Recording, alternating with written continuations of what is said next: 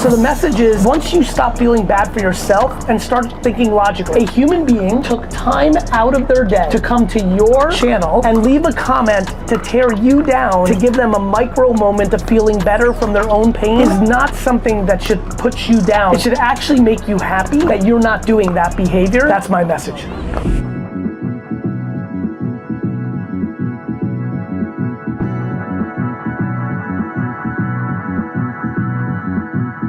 Good to see you. So nice to meet you. How are you? Good. Good to hug it up. I just wanted to thank you. In 2020, I got to get into your content, and you really inspired me to just do some cold DMs and get my sneaker streetwear business going. Yes. So I appreciate that a lot. And as a teacher too, like the way that you talk about how there should be other paths for kids that struggle in education. And it matters. It does. It matters because college isn't for everybody. It's not. It's great for some people, which is amazing. Absolutely. And for those kids, there's obviously a pathway for them. But for the ones that aren't, like, that empathy and everything is so important. So thank you, I just appreciate that. Thank you. 1, 2, 3. I like this. I like this jersey. New York is back. We're finally getting there. How are you? I wanted to ask you though, because I started a clothing brand like 6 months ago. Yeah. And it's like, it's been going pretty good, but like I wanted to ask like how to level it up? How to leverage more, because we're like 2K on Instagram, which is pretty good. More DMing, more content. It's just like, how do you get better at basketball? More shots, more dribbling. That's how you get a brand to get more exposure. More. Got it? Yeah. All right, brother. How are you? Living the dream, man. I love it. Happy to meet you. Such a pleasure. Buddy, you've made me a better dad, man. Like I wake up every morning happy that he's alive, his mom, and his brother. Thank you. Thank you. Gratitude's a big one, right? Buddy, you've changed my life. Yeah. What's your name, my friend? James. James, and yours? Reagan. Reagan, nice to meet you, brother. Absolute pleasure, man. How you been? Very good, thank you. It's great to see you at the WOW Gala. So, I've been dealing with a lot of mental health issues in academia because it's so toxic. Yes. The environment's very toxic. Yes. So that's my camera. What words of advice would you have for students struggling in academia right now? That it doesn't matter. Like, your A's in Harvard or your B's at UCLA or your C's at Columbia don't actually have a direct impact to your actual happiness as a grown-up. Amen. I mean, it's a crazy thought that it doesn't matter, and it's not to downgrade the importance of education. It's just, it's respecting the reality of how the world works. Yep. Like, it's gonna be okay, no matter what the outcome is. Valedictorian to getting kicked out of school, all of it can be okay if you have your mindset right. And so just choose happiness. Absolutely. What's up, boys? Hey, good to see you. Man? How you been? Good. It's great to see you, man. You too, man. It's really good to see you. Time. It's awesome. I know, it's great. How are you? Hey, nice great to meet see you. I'm Rocky. Rocky, it's a real pleasure. How you been? Good. Yeah, it's good to see you. Really good. What's been going on? Not much. I mean, I've been working on content for Coffee Channel. Yep. And also been getting into fitness too, because I've been into fitness myself. I see it. But it's like, for me, it's getting over that like judgment of cringe things, you know? Of course. So then doing it myself has helped me grow. You. Good for you. So I've been got you out of your comfort zone. Yeah, exactly. 100%. And just having fun with it. 100%. At the end of the day, all that stuff I say over and over, like it doesn't fucking matter other people. It's just true. Yeah. Like, what's gonna happen? They're gonna make fun of you? Yeah, like exactly. the fuck, you know? Right. So, like, I tell him, because I brag about some videos that like you get excited. 40,000 views, and then some get 200. I tell them, like, I'm still excited for 200 views. Oh my god, because like, you know how I imagine, think about that. I'm making a coffee and 200 people around me watching something, it's just like huge. Bro, one of my first business videos when I started talking about business, not just wine, was that exact point. Yeah. Because I remember it's the first thing that was on my mind, which is like 85 people watching me drink wine is 85. Insane. That's like, you know, it's a lot of fucking people. It is. Insane. And now everything's like, if I don't have a million, you know how it is now. Anyway, it's great to see you. You too. Thank you for coming out. One thing, I make like these little coffee like resin things. Holy shit, that's so rad. I wanted to give this to you. Thank you, brother. Yeah, this is really cool. You inspire me, and I made this is one of the first ones I made. Actually, the first skull one I made. Looks fucking cool, bro. And I'm doing other things to make like handles for the coffee gadgets and stuff. Same way, and I'm trying to. How do you do this? It's resin, so it's. Oh, I know resin. Yep. And so there's a form, and you put it in, right? Exactly. Form. And then Got I put it. in a pressure pot. Totally got it. Yeah. It's fucking fresh. Resin's really like, it's really cool. Thank you, brother. I'm going to go down the path of content creating. Good for you. Very soon. Evoking emotion from people. I think I love that. tears personally are healing. All sorts of different content. In your opinion, getting people, so broad audience. Like Yes. My take is I want to inspire people. Getting large audiences, which could be all ages, Yes. all ethnicities, all races, Yes. all getting large audiences to cry. I like that. I mean, the way you do that is through truth. Truth is the path to actual emotions. So I think when I think about the things that I've seen most invoke tears in settings where I've communicated, on stage, small groups, it's always been when I'm poking at something that is incredibly true. And that hurts. It hurts. The truth. That's right. But also begins the process of getting people into a place of happiness once they can actually accept that truth. I love the self-esteem talk that you have with That lady. Yeah, that was a big one. No, it's if you know who you are, it's harder for the devil to. Very hard to penetrate. I like your energy, bro. Start making that shit. More people need it. What's your message to people who want to promote positivity but are facing hate because of it? Look, this is something I've produced content for almost a decade on, and just had a nice conversation with Sal about this. Like, the reality is the thought of getting grown-ups out of junior high dynamics is a huge passion of mine, right? Like, we're now in an era where because of the advancements of technology, a lot of us put ourselves out there in a way that the generations before us didn't.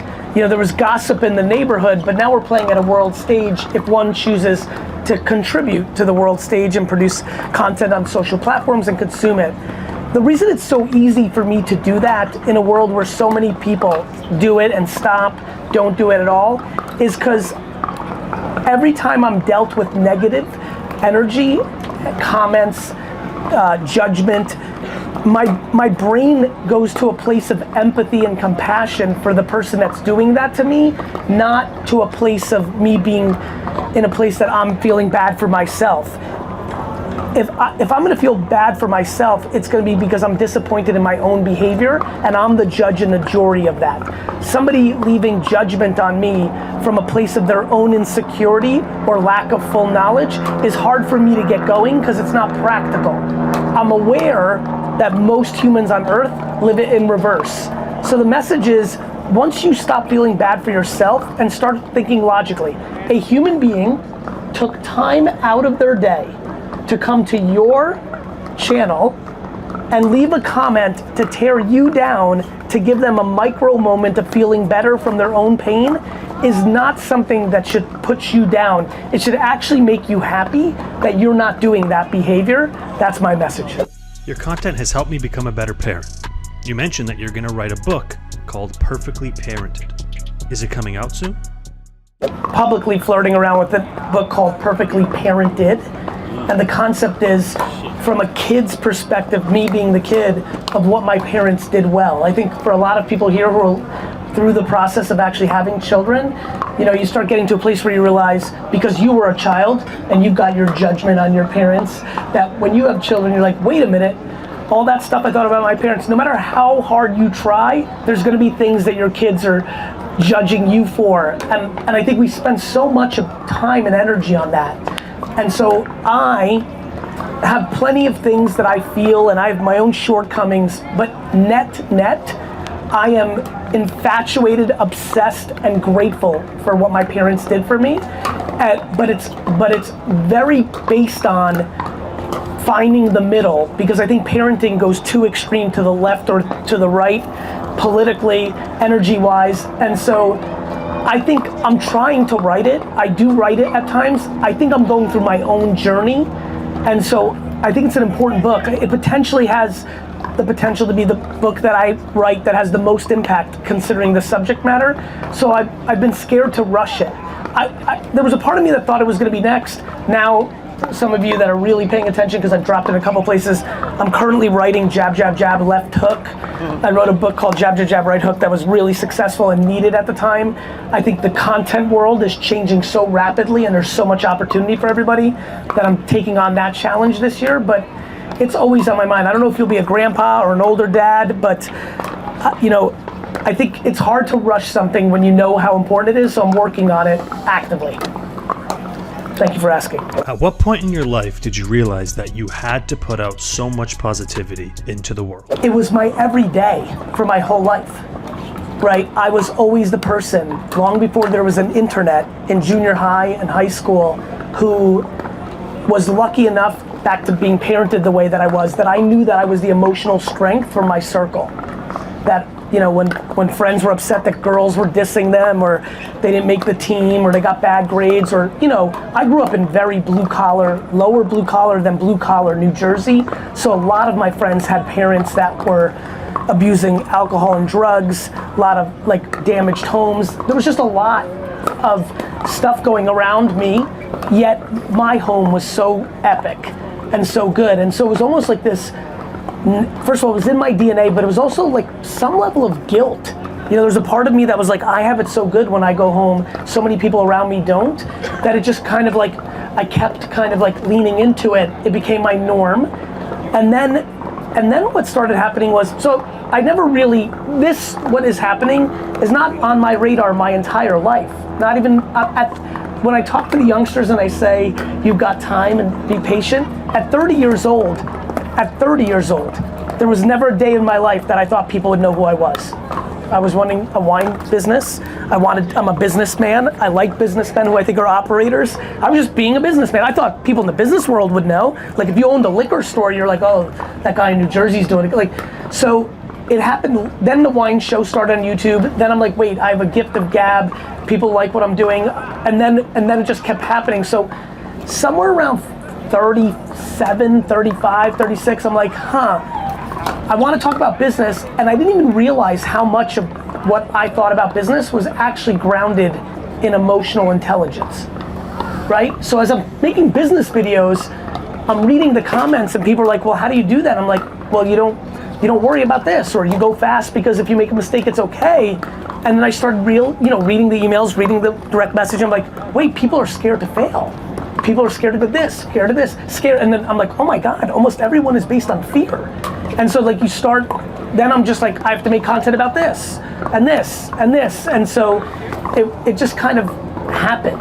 And honestly, I feel like I haven't even begun. Like when I think about the subject matters, like the whole school thing, when I started first talking about the vulnerabilities of us binarily believing that everyone should go to college and that was happiness, that wasn't because I was a bad student and I wanted to talk about getting back at school. It was something I'd never thought of. It was because I was getting 1,000 emails and DMs a week from people struggling on this subject matter, or immigrant kids trying to live up to their parents' engineering and doctor goals for them when they hated it, or a million other things. So for me, it's just listening and then creating.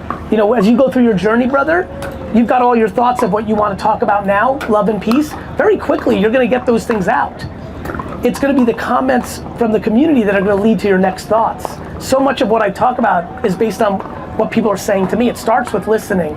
So I feel good about it. I feel like I have a lot of love and happiness to give. And I think it's the biggest contribution humans can make to each other. I think the world right now is in a place where people that are unhappy have figured out to communicate. They can drag down others, and that's why there's so much anxiety in the world. I think the people that are happy have not figured out their personal responsibility to put out content of happiness, and I think that will be the next step. I just think I'm early, like I am in a lot of things, and so I think that's what I'm doing. That being said, sports, Gary, is very different. I just want to make this forewarning. God forbid this doesn't go well in a little bit, you're going to see a very different version. This is similar to Jets Gary, Knicks Gary, was very weird. A preview. I'm like the other version of that. Right, Ryan cost us a point in the last match for yelling in the middle of the point. So I know we're talking about a lot of love and peace and all that. For the people here that don't know me as well, you're about to see a very different version. It doesn't eliminate all the validity of peace and love, but when the sports lights get on, something like you know how like Superman has that like bizarro when it's competition, something very, it's why, by the way, it's very weird. Like, Be Friends is a lot of fun for me because there's still at least 100 Easter eggs of why I named certain characters, certain things, and what have you. Competitive Clown is really fun for me because clowns are interesting, right? Like, on paper, they were supposed to be awesome and make people smile. But I think we all know that, like, a lot of people are scared of clowns, right? And so, yeah, that dude is scary over there. You know, like, no, but, you know, and so I get a little scary when competition happens, which is why it was named that. So you may see that in a little bit, and I apologize up front. But we expect you all to do the same. Yes, you need to be very loud. What's happening first? The Phoenix Suns winning their first championship or the New York Knicks winning their third?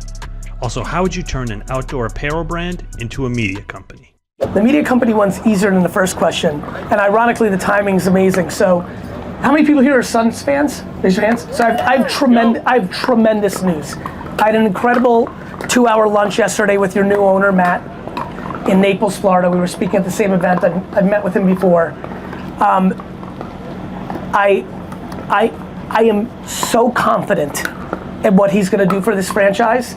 It is guaranteed that the Suns are a functional, positive, competitive, strong franchise. The same way that Dr. Jerry Buss bought the Lakers and everything changed forever, there is no doubt in my mind that for the next 40 years at least, this organization is going to be in a very good place. So that's good. So with that being said, I would say Suns more likely than Knicks, in my opinion, especially with the talent they have. That hurts Ryan and I and our man right there. As far as being a media company requires being a media company. A lot of people are like, hey, I want to turn my apparel brand, my paddle brand, or my coffee brand into a media company. Like, cool. Have a vlog, have a podcast, produce 30 pieces of social media content a day, do influencer marketing at scale, do it every day for a decade, and then look up. Tyler, is Tyler here? He's out being a media company. He's out being a media, he's doing 130. Tyler Schmidt was flying with us. We just all flew out this morning, a bunch of us.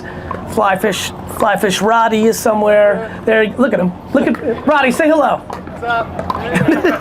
Ready for his moment. Andy and Tyler, it was just an amazing 4 or 5 hours. We're all, having great deep conversations. And Tyler was talking about a kid who's worked at Vayner for 7 months, and he's like, I want to be like you, Tyler. I want to be exactly what you're doing. And Tyler's like, cool. It took me 9 years to get to this moment. For 6 of those years, I worked directly with Gary, and that was 19 hours a day, 365 days a year. And so I'll see you here in 9 years. And the kid's like, what? And so, and so that's how I think about this question. Knowing you a little bit, that's why I pointed to you earlier when I said I like real business men and women, people that actually operate. I think that people underestimate how much output. People want to use the excuse of quality to not put out quantity. Right? People love to throw, Gary, you don't get it, I like to do quality. I'm like, me too. And quantity. Now what? And so the cost of entry to actually build a meaningful media company in 2023, based on all the distribution, is to do it all. And so sometimes but look, I did Wine Library TV by myself for 7 years. 7 years, right? Everyone's like, well, now you have Team Gary. I'm like, yeah. For 7 years I had myself, that I built up enough money to reinvest back. I didn't want to take the money and buy a fucking Lambo. I took the money and hired more people because I wanted to build something meaningful. And now I have that. And I think for all of us here trying to build whatever we're building, content is, and by the way, I know a lot of you have followed me for long enough, and I know a lot of you haven't. Here's the most important part of why I'm so excited to tell you this right now. 2023, because of the way the algorithms work, is better than every year we've had since 2013. 2013 is when organic reach on Facebook fan pages started to go down and ads started to go up. The TikTok movement of the last 3-4 years and what the other platforms are doing gave everybody now the chance to get 40,000 views on something even though they have 800 followers or whatever the number is.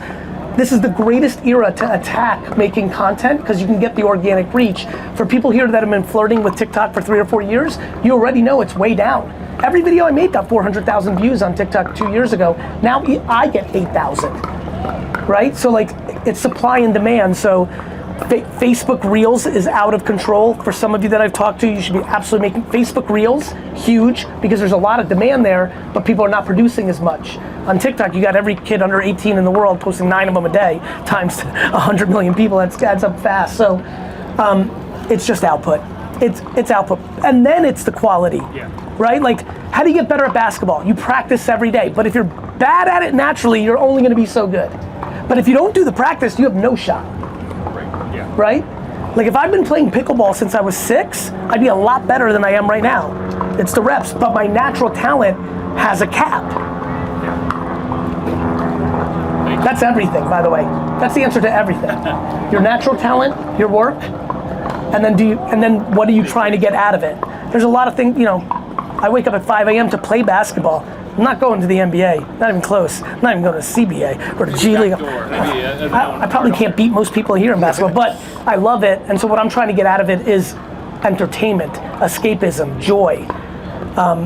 There's a lot of people here who could build really meaningful happiness in their life if their ambitions for the business that they're creating was reasonable and not some ludicrous delusional dream of building a $100 million company. The amount of people on earth right now that could make more than their salary in a job that they don't like by having a business that is just practical around something they do like is high. But most people are just caught up in the hoopla. It's crazy watching what's going on in society. Like people think like if you do $1 million, like that's a small business. Most people never ever get there. So we just need to get the conversation more practical. Huge pleasure to see you again. My name is Jake Livingood. I've been a full-time entrepreneur since 2016. I was a black hat entrepreneur right when I graduated high school. I saw a video of you talking to a guy named Moose. Changed my life that day. I started Amazon FBA, never turned back. I started doing the $1.80 strategy as well, scaled up my Instagram brand through that. I found a connection into a Silicon Valley startup. I scaled that startup from 1,000 followers to 1.3 million followers, and then got Steve Jobs out because of a technicality in the contract. Right now, I've personally amassed myself a little shy of 250,000 followers across all my brands. However, right now, I'm in the darkest low, the biggest bear market that I've ever had in my life as an entrepreneur was a graph. I had to move back into my parents' second place. I'm making 3% of gross profits of what I was making in 2018. Yes. How do I deal with that kind of adversity when spiritually, emotionally, mentally, I'm gassed up, I'm fired up, because now, for the first time in the last 6 months, I'm working on things that I own 100% of instead of putting 100% of my energy into something I own 11% of. So I'm seeing a lot of turnover as far as growth at a higher rate, but it's the financial aspect is the last. Well, what do you want from the financial aspect? Being like this is right now, the last 6 months. Since 2016, this is the first time I've had to actually go back. I was VC funded. Forget that part. I understand the optics. Yeah. But luckily it's not your parents' primary house, it's their second house, so they're not even there. Sure. I'm listening. Number two, you seem so happy, right? Like before, now, the freedom of doing something, when you got pushed, when you only had 10% of something and you felt like you were a bigger part of it, that hurts, right? People struggle mentally with the merit of it, like I'm driving this, but I only have this. I think your happiness that I felt there versus the time VCon or what I'm feeling now is actually the answer to your question. I don't think you need the finances part right now. Meaning, I get that you'd like it, but my biggest question for you is like, what would you do with it? Like when I hear 3%, like let's just say you made $1 million this year in take-home cash, 2 million, actually $1 million after taxes. My question is, what would you do with it, right?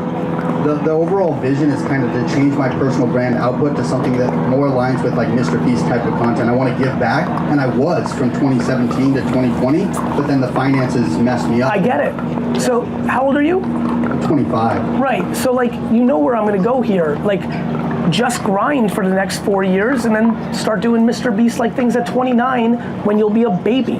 At 29, I was in a liquor store. At 31, I was in a liquor store. At 33, I was in a liquor store, working at a liquor store. So, for me, I actually think you're in great shape. This is what I love about people doing stuff earlier. Think about what you've already gone through at 25. You already understand, I don't want to make that mistake, right? I don't want to build somebody else's shit. I know I want to make this. So you're sitting ridiculously pretty.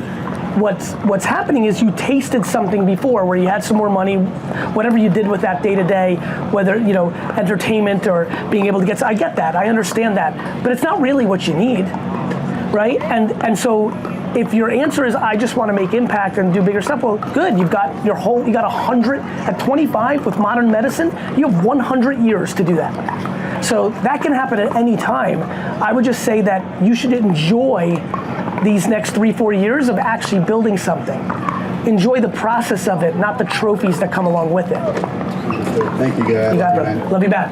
All right, thank you, everybody. We'll see you out there. Let's go. Let's cheer it up. Thank you.